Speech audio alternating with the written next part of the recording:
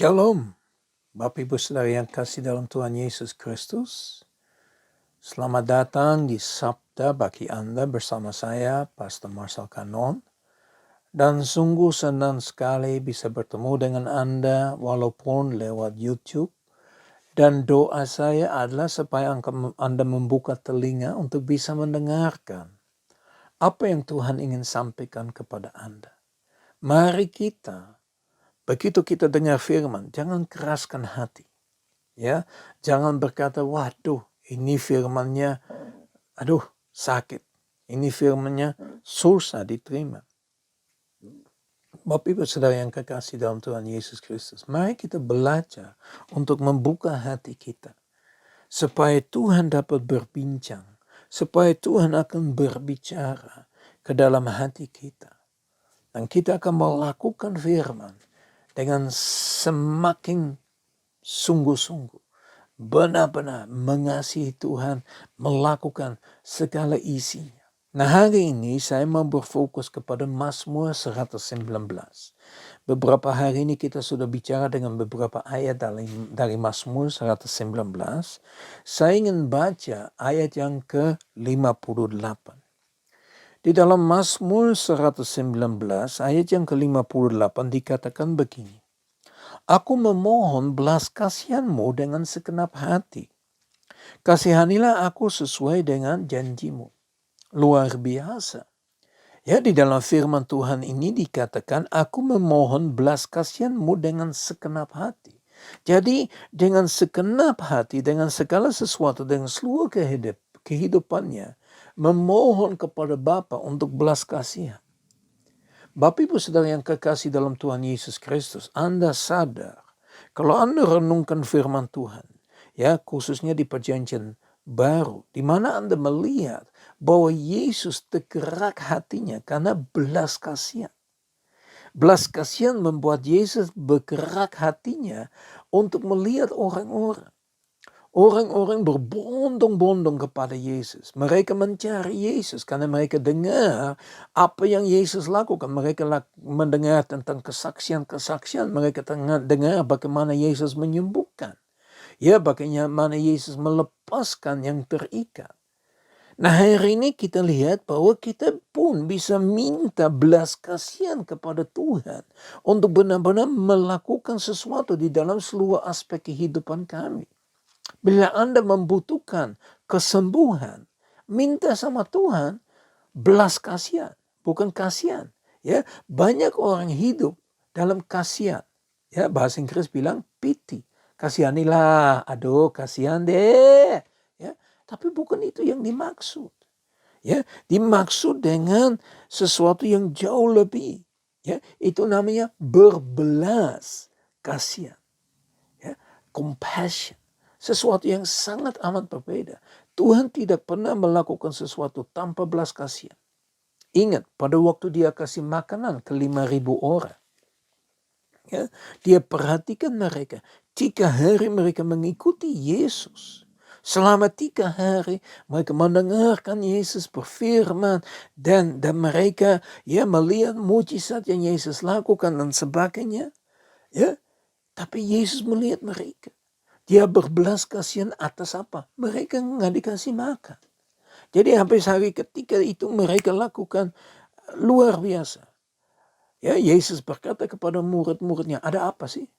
Terus ada 5 roti, 2 ikan. Ya, dan kemudian itu dibagikan. Dengan 5 roti, 2 ikan, mujizat yang terjadi. Kenapa mujizat terjadi? Karena Bapaknya dengar belas kasihan dari hatinya Yesus. Karena Yesus menghadapi dan Yesus berdoa. Yesus mengucap syukur kepada Bapaknya untuk 5 roti, 2 ikan. Dia mulai memecahkannya dan dia membagikan. Kemudian murid-muridnya membagikan. Perhatikan dengan luar biasa. Sekali lagi yang kita bahas kemarin tentang apa? Tentang mengucap syukur. Ya, Yesus pun penuh belas kasihan terhadap 5.000 orang pria, karena nggak disebut wanita dan anak-anak, jadi mungkin bisa aja 20.000 orang hadir di situ, bisa lebih, bisa kurang. Ya, tetapi kita perhatikan bagaimana Yesus bergerak oleh belas kasihan. Bukan hanya pas lagi kasih makan 5.000. Ya, kita lihat berulang kali dalam mujizat, dalam melepaskan orang, dia melihat, dia berbelas kasihan terhadap orang karena mereka terikat.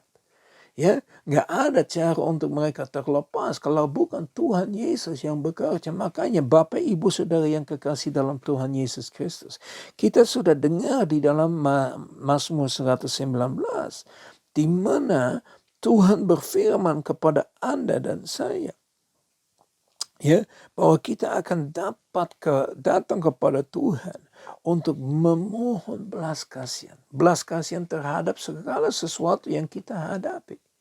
Ya, kita minta tolong Tuhan, ya, kasihanilah aku sesuai dengan janjimu. Nah, janjinya Tuhan itu luar biasa. Tapi Bapak Ibu Saudara yang kasih dalam Tuhan Yesus Kristus, ingat bahwa setiap janji yang ada di dalam firman Tuhan ada bagian yang Anda dan saya harus lakukan. Ya, saya sekenap kasih contohnya di dalam Yosua pasal yang pertama. Ya, seringkali kita ingin mengalami berkat, ya, atau keuntungan. Kita ingin berhasil. Coba kita lihat di dalam Yosua 1 ayat yang ke-8-nya, yang Tuhan berfirman dengan luar biasa. Ya, dikatakan begini, janganlah engkau lupa memperkatakan kitab Taurat itu, tapi renungkanlah itu siang dan malam, supaya engkau bertindak hati-hati. Ya, sesuai dengan segala yang tertulis di dalamnya. Sebab dengan demikian, engkau akan beruntung, engkau akan berhasil dan engkau akan beruntung.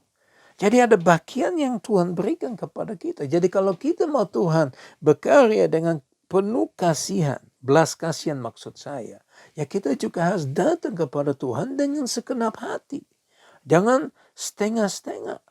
Ya, 99% ikut Tuhan, belum 100%. Makanya Tuhan minta kita benar-benar datang kepadanya dengan segenap hati. Ingat, hari yang pertama saya kasih tahu kepada Anda supaya kita mencari Tuhan dengan segenap hati. Karena kalau kita sungguh mencari Tuhan dengan segenap hati, ya kalau kita minta belas kasihan dengan segenap hati, saya percaya firman Tuhan itu ya dan amin.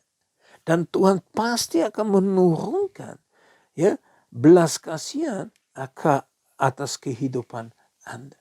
Mari kita serius datang kepada Tuhan dengan segenap hati.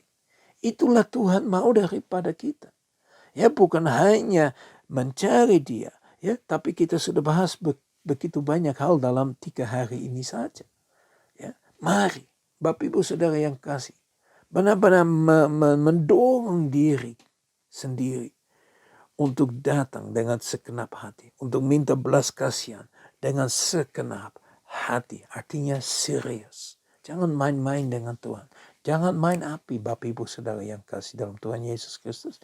Tapi mari kita sungguh datang penuh keinginan untuk menghadapi Tuhan. Mari kita berdoa. Bapa kami di surga, kami datang di hadapan Engkau Tuhan. Terima kasih untuk firman yang Engkau berikan kepada kami pada hari ini Tuhan. Sekali lagi Engkau mengingatkan kepada kami apa yang kami harus lakukan dengan segenap hati. Kami harus mohon belas kasihan dengan segenap hati Tuhan. Artinya sungguh-sungguh serius Tuhan. Jangan sampai kita main-main, kami tidak serius Tuhan. Tuhan, hari ini juga Tuhan, biar Engkau terus bicara dalam hati kami untuk mencari Engkau, untuk datang kepada Engkau dengan penuh hati kita. Sepenuhnya kita datang kepada Engkau. Terima kasih Bapa. Tolonglah kami semua Tuhan. Kami membutuhkan pertolongan daripada Engkau sendiri. Terima kasih Bapa. Dalam nama Yesus kami sudah berdoa. Haleluya. Amin.